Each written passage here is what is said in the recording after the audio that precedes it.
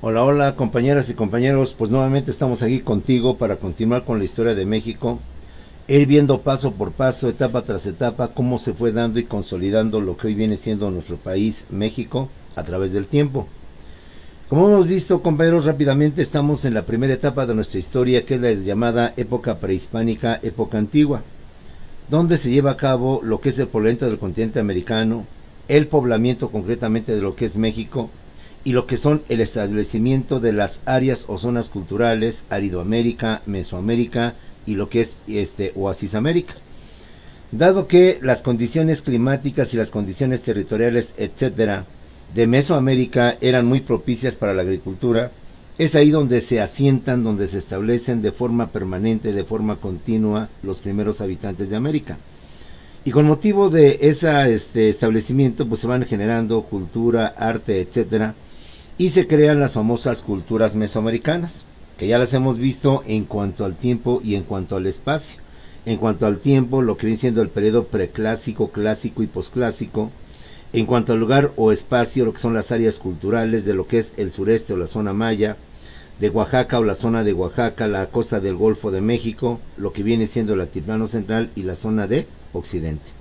De esta manera hemos visto las principales, más no las únicas culturas mesoamericanas, sino las más importantes. La cultura olmeca del periodo clásico de la costa del Golfo, compañeros, la cultura, la maya, la teotihuacana, la purépecha o la tarasca, y lo que viene siendo también la mixteca zapoteca del clásico. Y las dos últimas, que son del periodo posclásico, posterior al clásico, que son la tolteca y lo que viene siendo la azteca o la mexica. Todo estaba muy bien, todo se encontraba perfectamente bien en el continente americano, pero nos viene ahora lo que viene siendo la famosa conquista de México. Cuando México obviamente pierde su libertad, pierde su independencia, con motivo de que España llega y nos conquista, compañeros. Pero ¿cómo se dio esta conquista de México y cómo termina esta primera gran página gloriosa, la mejor, al menos en lo personal, de nuestra historia? Vamos a iniciar, por tanto, nuestra tercera lección con la conquista de México. Y la conquista de México, vamos a ver los antecedentes, cómo se dio y por qué se dio esta situación. Primeramente, el primer antecedente es lo que es el descubrimiento de América. Recordemos que el continente americano se desconocía en Europa. De hecho, jamás se pensaba que existía este continente, fue mera casualidad, diríamos, mera chiripada. Recordemos que el imperio turco vence a lo que viene siendo el imperio romano. El imperio romano de Oriente, porque recordemos que el imperio romano se divide en dos, el de Occidente y el de Oriente. El primero en caer fue el de Occidente con Roma, a través de los pueblos bárbaros, y el segundo, el último en caer, ya lo que viene siendo terminación de la Edad Media, es justamente lo que es el imperio romano de Oriente con su capital Constantinopla.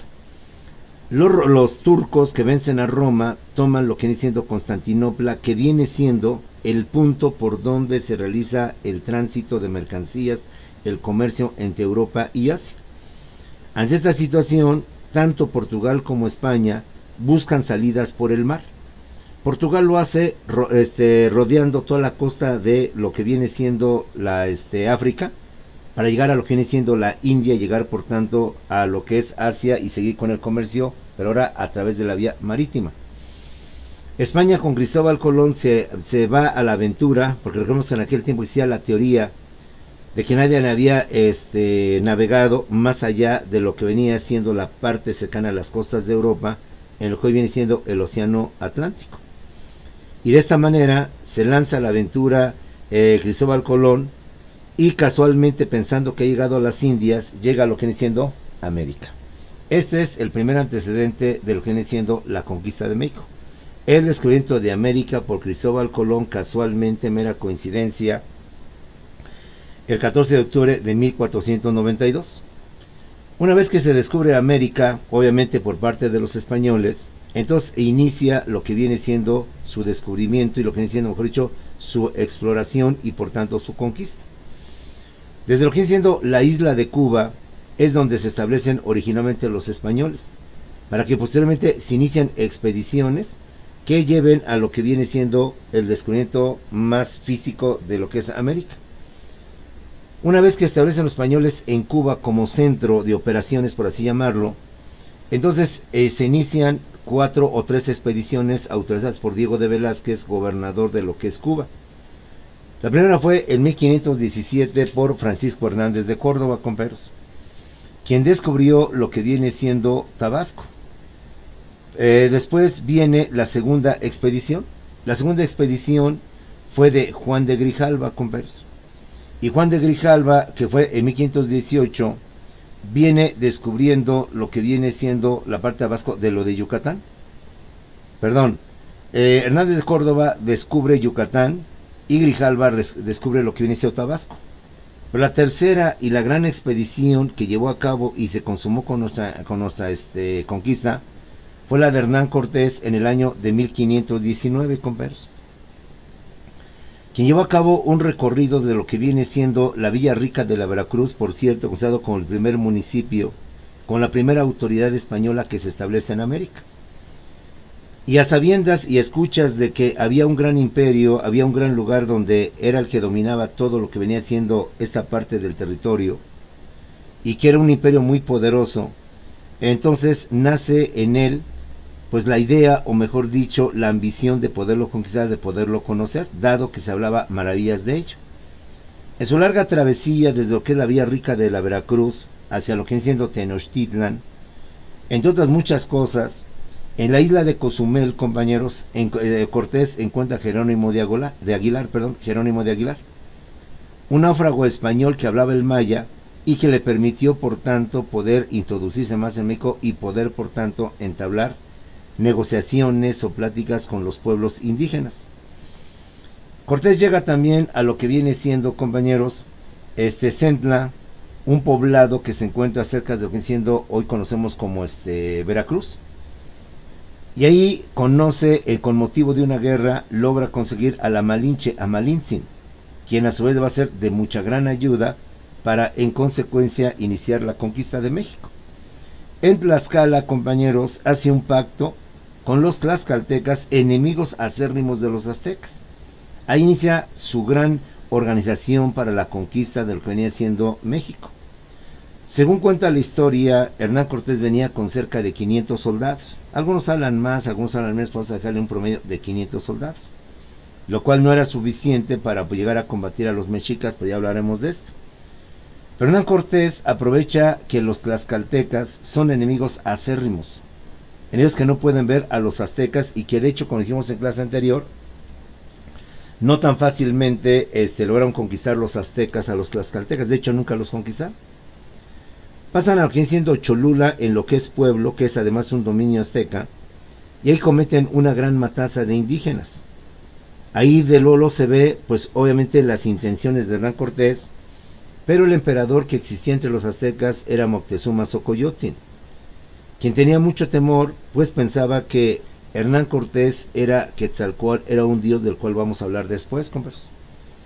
A pesar de la terrible matanza de indígenas que se hace en Cholula, Puebla, pues no se hace nada para combatirlos, para atacarlos, por el temor de que se piensa que Hernán Cortés no es un ser humano, sino es un dios, el mismísimo Quetzalcóatl, compañeros. Llegan a lo que viene siendo la cuenca del Valle de México, y allí en Iztapalapa, en la zona de Iztapalapa, Hernán Cortés llega pues a lo que es Tenochtitlan, y es recibido por Moctezuma Xocoyotzin, quien inmediatamente lo hospeda en lo que vienen siendo los castillos imperiales, o de los reyes aztecas, y de esta manera Hernán Cortés lo convierte después en su prisionero. Hernán Cortés tiene que salir de Tenochtitlan para ir a Veracruz, pues le informan que viene Pánfilo de Narváez en su detención por haber desacatado las órdenes de Diego de Velázquez. Hernán Cortés no tiene mucho problema, porque logra convencer a estos soldados y sumar más soldados a lo que viene siendo su misión o su idea de conquistar Tenochtitlan. Mientras Hernán Cortés sale hacia Veracruz nuevamente a atacar o a evitar que Pánfilo de Narváez lo detenga, entonces deja como el encargado, estando en Tenochtitlan, a Pedro de Alvarado, quien comete una segunda matanza de indígenas por pensar que lo iban a atacar ante una ceremonia religiosa. Cuando Hernán Cortés llega nuevamente a México, Tenochtitlan, se encuentra con los aztecas enojados, como que no encuentra un buen ambiente precisamente por lo que había pasado, compadres. Ante esto, Hernán Cortés decide salir, decide huir por la madrugada, pero es descubierto y en consecuencia es atacado y es vencido. Ese acontecimiento, como usted y yo lo sabemos, se le llama la Noche Triste. De aquí viene una reflexión. ¿Por qué Noche Triste? Se supone que fue un triunfo de los aztecas y por tanto sería la noche alegre, la noche del triunfo, la noche de la alegría y no la noche triste. Pero bueno, ahí te queda el comentario, nada más para que analicemos lo que viene siendo la historia, converso. Hernán Cortés, herido junto con su ejército también un poco desvencijado, llega a Tlaxcala, en donde obviamente los tlaxcaltecas le dan todo el apoyo y se prepara militarmente para poder atacar lo que viene siendo la ciudad de México, Tenochtitlan. Tenochtitlan es sitiada, compañeros, y es sitiada durante meses, que estoicamente resisten los aztecas antes de caer, y para entonces Moctezuma Xocoyotzin, con motivo de una epidemia, con motivo de lo que había sido, ya había sido asesinado. Hay dos versiones: una, que los mismos españoles lo mataron, y dos, que los aztecas sintieron que Moctezuma los traicionó, y en una intención de calmar a su pueblo, Moctezuma sale a lo que viene siendo la terraza de una pirámide para calmar al pueblo, pero le avientan una piedra y con esto lo matan. Ahí queda pues en la historia, que algún día nos pueda decir con más precisión si fue muerto por los españoles o fue asesinado por los propios indígenas, conversos. Asume el poder lo que viene siendo Cuitláhuac, pero Cuitláhuac también es objeto de una epidemia, la viruela que trae el español, y entonces nombran como nuevo Tlatoani a lo que es Cuauhtémoc, quien después es hecho prisionero, y con esto, coberos, en 1521 termina lo que viene siendo la conquista española. Y con esto se consuma la famosa conquista española, y la conquista española la podemos dividir en dos. Primero, la conquista militar o material llevada a cabo por Hernán Cortés, su ejército y sus aliados.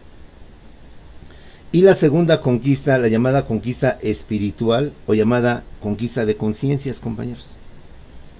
La primera conquista es la llamada conquista militar o material. Esa, como hemos visto, fue llevada a cabo por Hernán Cortés y su ejército de 500 a unos 900 soldados, con algunos arcabuces, algunos cañones, es decir, no con toda la artillería que requería toda una conquista.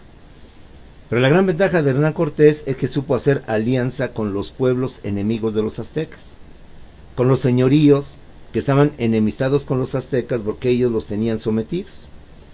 Y vieron en Hernán Cortés una forma de liberarse del yugo de los mexicas o de los aztecas. Entonces hacen alianza, y de esta manera Hernán Cortés incrementa sus fuerzas militares, y después de este sitio en Tlatelolco logra acabar y logra triunfar sobre los aztecas. La intención, compañeros, de esta conquista fue obviamente la colonización, ocupar y conquistar nuestro territorio. Tan es así que lo que conocemos sucedió como Mesoamérica, Aridoamérica, y lo que conocemos como Tenochtitlan desaparece, para dar configuración a lo que en un tiempo, en esa época, fue nuestro territorio mexicano de la Nueva España, que abarcaba, compañeros, gran parte de Estados Unidos, y que inclusive llegaba, como lo hemos visto en lo de cuestión de los mayas, parte de Centroamérica, lo que hoy es Guatemala, Belice, y parte de Honduras y lo que viene siendo El Salvador. Como puedes ver, México en esta etapa era un territorio muy grande, era un territorio muy vasto. Quizás era en aquel tiempo una de las primeras potencias, hablando territorialmente. Abarcaba desde Estados Unidos, de la mitad de lo que es Estados Unidos, hasta lo que venía siendo Centroamérica, en lo que hoy son los territorios de Guatemala, Belice y parte de Honduras y parte de El Salvador. Esa conquista, como te he dicho, la material tuvo por objeto justamente eso: colonizarnos, someternos, adueñarse de nuestros territorios, y tan es así que nos convertimos en la Nueva España, desapareciendo Tenochtitlan, desapareciendo Mesoamérica, etcétera, etcétera. También tuvo por objeto, compañeros, la explotación de nuestros recursos naturales, la extracción principalmente del oro y de la plata, que en aquel tiempo era símbolo de progreso y de desarrollo entre los países, compañeros. Y dicen por ahí también, y pues creo que también es cierto, tuvo por objeto la exterminación de los indígenas, el acabose de los indígenas.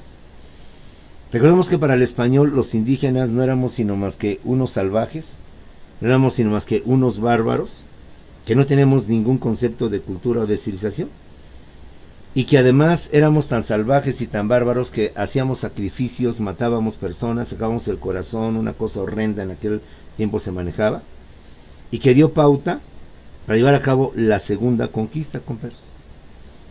¿Cuál fue la segunda conquista? La llamada conquista espiritual o llamada conquista de conciencias. La más oprobiosa, la más denigrante, la que realmente vino a acabar con lo que nosotros éramos al principio.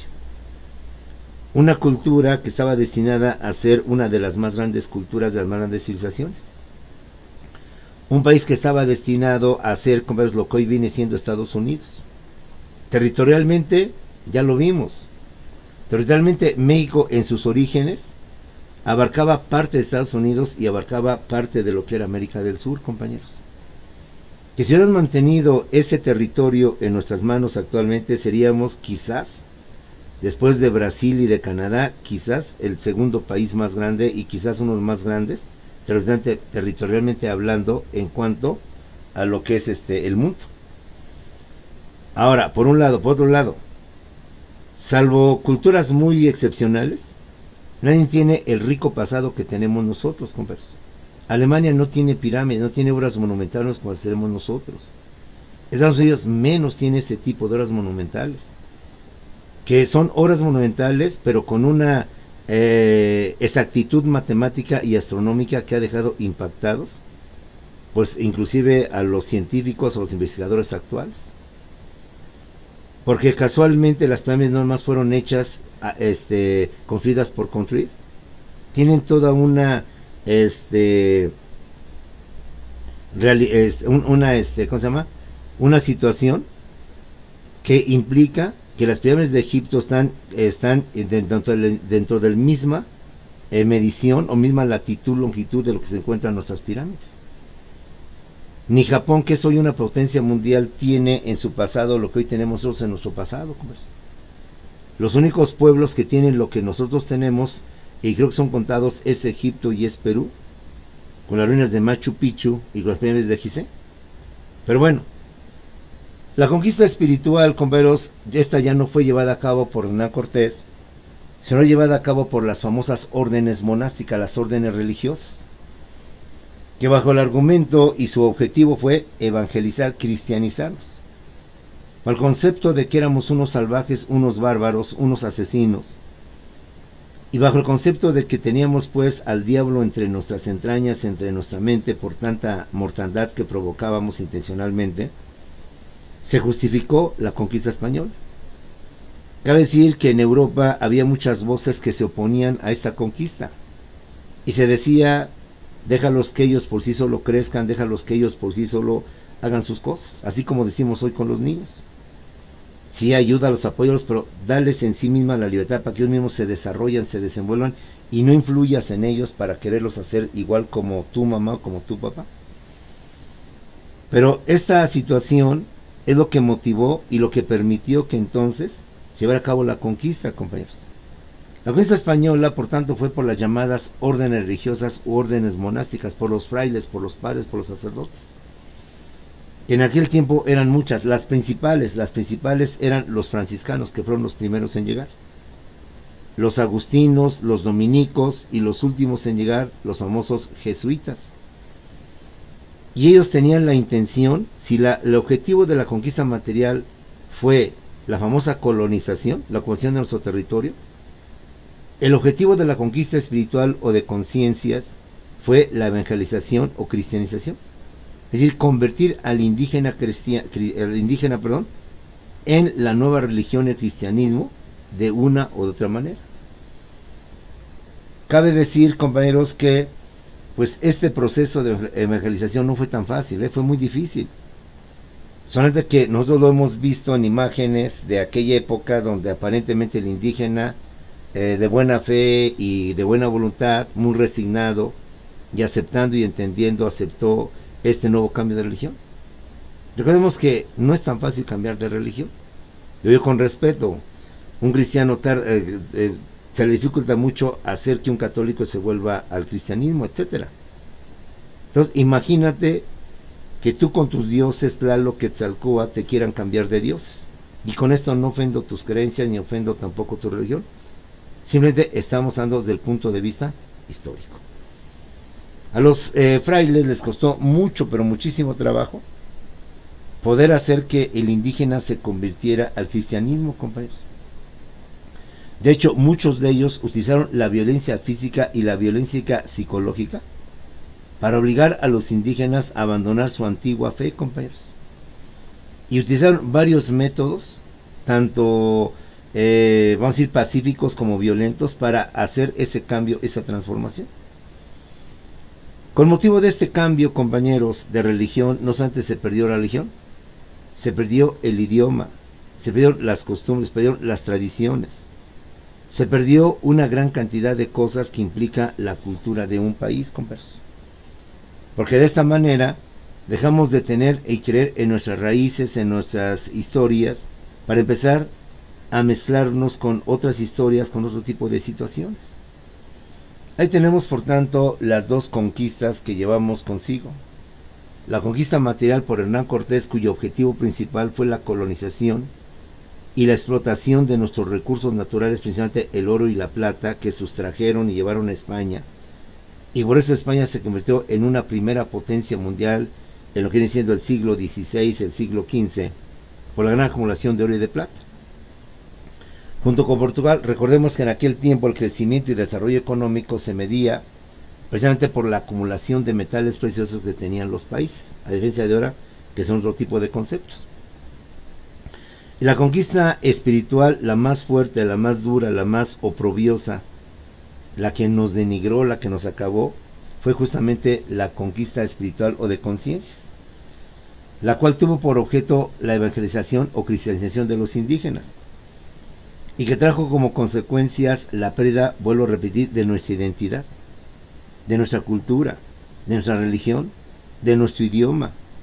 Mi idioma no era el español, mi idioma era el náhuatl. Mi Dios, yo con respeto no ofendo, no era Jesús, no era María. Mi Dios era Quetzalcóatl, era Tlaloc y muchos más. Mis tradiciones, mis costumbres también eran completamente diferentes. Máxime que nuestros indígenas usaban el taparrabo, y pues comprenderás que en aquel tiempo andar con el cuerpo completamente desnudo, nada más cubriendo las partes nobles, pues ahondaba más los argumentos para decir que estas culturas eran unos salvajes, eran unos bárbaros, eran en una etapa pues más que primitiva, completamente en la cual se encontraban. Bueno, ahora la gran pregunta, compañeros, seguramente es: ¿cómo fue posible que el español nos conquistara? Si partimos de la base de que eran de 500 a 900 soldados, y según algunas estadísticas que existen, compañeros, cuando Hernán Cortés, los españoles llegan aquí a Tenochtitlan, o mejor dicho, a Mesoamérica, se habla de 10 millones de indígenas. No es posible que 10 millones de indígenas no hayan podido, con 900 soldados más los aliados, los tlaxcaltecas, los de Texcoco, compañeros. Bueno, las causas son muchas, y vamos a explicarlas por qué se dio esta conquista. Primeramente, compañeros, el mito de Quetzalcóatl. Recordemos que los aztecas creían en Quetzalcóatl como un dios blanco, de piel blanca, que difícilmente se daba en América. Cuenta que en América somos los pretitos, los morenos, la raza de bronce. Precisamente como andábamos desnudos y nada más nos cubría el famoso taparrabos, pues el sol quemaba completamente nuestra piel. Éramos lacios por naturaleza. Además, difícilmente teníamos barba y teníamos bigote. Teníamos nada más, pues como se dice ahora, los piquitos, y que ahora es típico el bigotito tipo Cantinflas, o la barbita tipo de chivo. Porque no éramos de abundante barba ni abundante bigote, éramos más que nada lampiños. Y según cuentan las historias, en la época de los aztecas, quienes les enseñaron todo lo que es astronomía, los números, y vuelvo a repetir, inclusive el uso del cero, es que una persona de piel blanca, barbada, de abundante barba, de abundante bigote, de cabello rubio y de cabello ensortijado, de cabello quebrado, que difícilmente existía en América, porque todos somos lacios, somos lampiños y somos morenos o prietitos, era Quetzalcóatl. Pero Quetzalcóatl una vez bebió más del pulque, se puso mal e incluso provocó ciertas cosas que él se sintió apenado y decidió mejor irse, pero prometiendo que algún día iba a regresar. Cabe decir que hay quienes piensan que ese Quetzalcóatl no era sino más que el mismísimo Jesús, que como hijo de Dios pues, pudo haber estado tanto en Europa, en Asia, perdón, como también en América. Pero bueno, entonces, entre los pueblos indígenas, ante los aztecas, existía la leyenda, la creencia de que algún día iba a regresar Quetzalcóatl, de que algún día nuevamente iba a estar con nosotros. Y cuando ven por primera vez a Hernán Cortés y su gente con las mismas facciones o las mismas cualidades físicas de Quetzalcóatl, barbado, piel blanca, ojos de color azul, verde, cosa que en América no existía tampoco en aquel tiempo, de amplia cabellera, además rubia y además ensorticada o quebrada, pues los indígenas pensaban al principio que era Quetzalcóatl. Y Moctezuma, segundo Moctezuma Xocoyotzin, que era un ferviente religioso, él también nunca atacó a los españoles, a pesar de todo lo que hicieron, la matanza en Cholula, lo que venían haciendo en otros lugares, por el temor que para él implicaba que iba a atacar al mismísimo Quetzalcóatl, al mismísimo Dios. Ahí está una causa por la cual se dio la conquista por parte de España. Les dimos mucho tiempo, mucha oportunidad para que llegaran hasta Tenochtitlan cuando podíamos haberlos acabado antes de que hicieran las alianzas con los pueblos enemigos de los aztecas. Otra causa es el uso de armas de fuego y el uso de la pólvora. Sabemos que en América no se conocían esas armas de fuego, ni uso de la pólvora. Sabemos que la pólvora inclusive fue llevada de lo que es China o lo que es Asia hacia Europa. Ellos traían sus arcabuces, sus mosquetones y traían cañones, que aunque no eran de gran alcance para la época, pues solamente sí implicaban pues la muerte. Otro más, los pueblos indígenas estaban acostumbrados a combatir cuerpo a cuerpo, a combatir uno con el otro, y de esta manera pues acabar con tu enemigo. Y cuando empiezan a tener los primeros enfrentamientos con lo que vienen siendo los españoles, pues obviamente ellos empiezan desde lejos, que no era mucho, según unos 3-5 metros, les disparan y los mataban. Entonces esta fue otra causa por la cual, compañeros, se llevó a cabo la conquista de México, por el desconocimiento de las armas de fuego, de la pólvora, que a la postre pues vino a ser un elemento favorable a lo que venía siendo el español, porque insisto, el azteca o el indígena estaba acostumbrado a combatir cuerpo a cuerpo, persona con persona, y cuando ellos iban en contra del enemigo, pues el enemigo lo recibía, por tanto, con lo que venían siendo las balas, y los terminaba. Esta es una segunda causa por la cual se dio la famosa conquista española. Una tercera causa, compañeros, es que los españoles nos trajeron enfermedades que se convirtieron en epidemias, que para entonces eran desconocidas en América. En América no existía este tipo de enfermedades que después se contagiaron, infecciones, y que a la postre mermó en gran número a la población indígena. Dentro de esos indígenas murió el que le sucedió a Moctezuma II, que fue Cuitláhuac. Las enfermedades infecciosas que trajo el español o el europeo a América son la tifo o la tifoidea. Recordemos que allá el español es muy dado a la comida de carne de puerco o al puerco, y que el puerco pues tiene muchos parásitos, y que requiere de su buen cocimiento, y que provoca en todo caso, o bien sea por su descomposición de la carne de puerco o por su mala cocinamiento, lo que es la famosa tifoidea. Pero no solo eso, también trajeron consigo lo que es el sarampión y la viruela, que para colmo de males, este tipo de enfermedades o de malestares o de infecciones a su vez se propagan y por tanto se contagian. Y una gran población de los indígenas se contagiaron de enfermedades que eran desconocidas, que no se sabían nunca estas enfermedades, y por tanto pues no teníamos las defensas para combatirlas y menos el medicamento para combatirlas.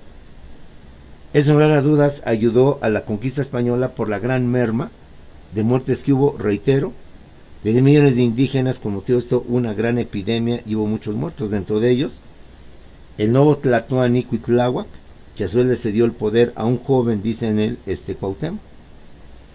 Otra de las causas más por las cuales llevó a cabo la conquista española es la gran cantidad de mitos, de leyendas y de cosas que se sucedieron en aquel tiempo, que auguraban, que pronosticaban que algo malo iba a pasar en Tenochtitlan, que pronosticaban que algo estaba por venir, y que la gente misma, los pobladores, cuentan que se llenaron de ese ambiente de pesimismo, de ese ambiente de derrota, de ese ambiente de que algo iba a pasar. El mismo Moctezuma II, o Moctezuma Xocoyotzin, cayó ante esta serie de rumores, ante esta serie de presagios, que, repito, auguraban algo catastrófico, algo desagradable. Entre todas ellas, el incendio del Templo Mayor.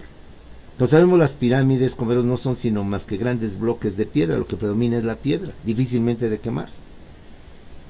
En la parte de arriba, como vemos, estaba un lugar sagrado hacia los dioses. Obviamente ahí sí podía haber algunos materiales de fácilmente de poderse prender. Pero la pregunta era, como un lugar sagrado, difícilmente la gente podía acceder a ese lugar.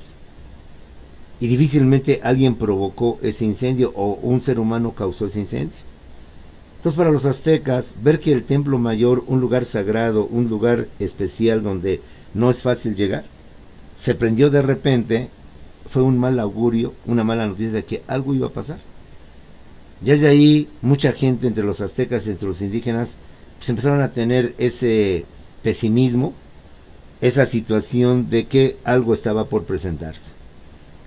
Otro augurio es que una vez ahí en lo que viene siendo el lago del Valle de México, encontraron una especie de garza, inclusive más grande que el tamaño normal de un ser humano, en cuya cabeza tenía una especie como de, vamos a decir, como de bola mágica. Donde se veían cosas que, especie como de televisión, vamos a llamarla así, que realmente llamó la atención y que le llevaron inmediatamente a Moctezuma. Y Moctezuma cuentan que él, al ver y ver qué es lo que estaba, o que lo que reflejaba esa especie de casco, esa especie de bola mágica que llevaba este tipo de garza en su cráneo, vio justamente a los españoles como si estuviera viendo una película, que llegaban y que por tanto venía gente extranjera a lo que tenían estas tierras y que había batallas entre ellos. Esto ahondó más la preocupación y más el miedo, el pánico, podríamos decir, de Moctezuma. Y al saberse por todos los indígenas, pues obviamente también propagó este desánimo, este pesimismo, etcétera, etcétera. Otro augurio, compañeros, es que por las noches aparecía un cometa. Un cometa que, obviamente, como es de suponer, iluminaba o alumbraba el cielo. Y durante mucho tiempo se veía por las noches este cometa iluminando el cielo, iluminando gran parte de lo que era Tenochtitlan, y que por tanto también auguraba o pronosticaba pues malas pesadillas, cosas malas para el pueblo azteca. Como puedes ver, fueron muchos los acontecimientos que pues esperamos que algún día la historia pueda comprar, pero a través de las crónicas es como se sabe de estos augurios o acontecimientos. Uno más es que de repente aparecía una especie como de remolino de fuego. Así de la nada aparecía, surgía, y entonces se encontraba ahí entre el pueblo azteca, entre el territorio azteca, y también era presagio de malos augurios. También se comentaba que ahí surge la leyenda de la Llorona, antes de que llegaran los españoles, porque también se escuchaba en Meco Tenochtitlan, en las noches, en las madrugadas, un grito lastimero de una mujer que justamente lamentaba lo de sus hijos, que qué iba a ser de sus hijos.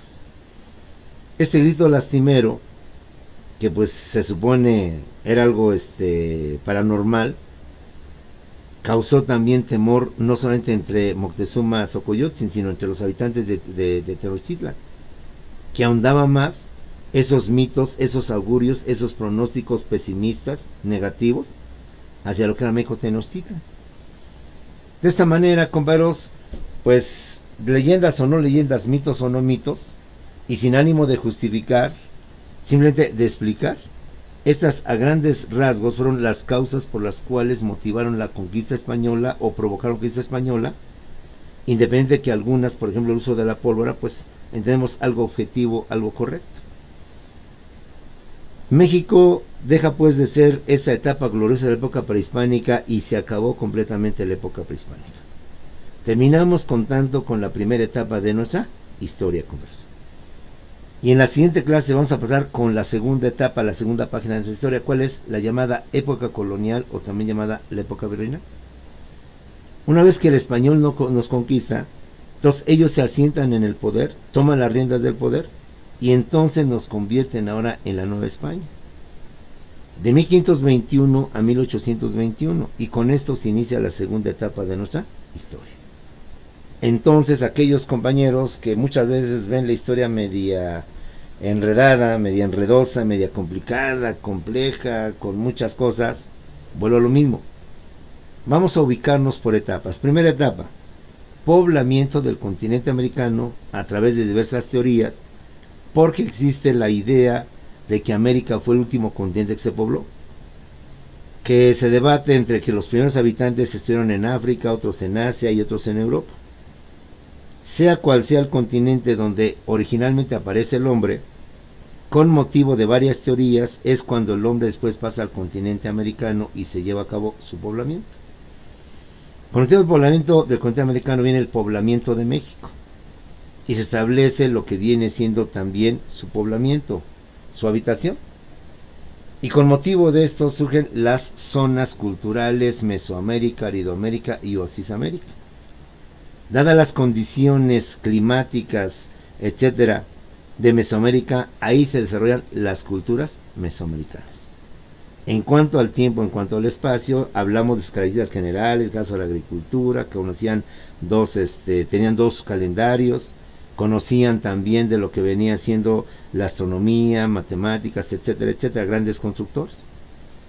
Hasta aquí viene la etapa ignomiosa, la etapa horrible, que es la conquista de México, la cual se dio a través de lo que, o se inicia con los antecedentes que son el descubrimiento de América, las expediciones de Hernán Cortés, las expediciones de 1507, 1518, 1519, compañeros, y después la de 1519, justamente por Hernán Cortés, su travesía para llegar a Tenochtitlan, más que por otra cosa, por su sentido de ambición, su sentido de poder.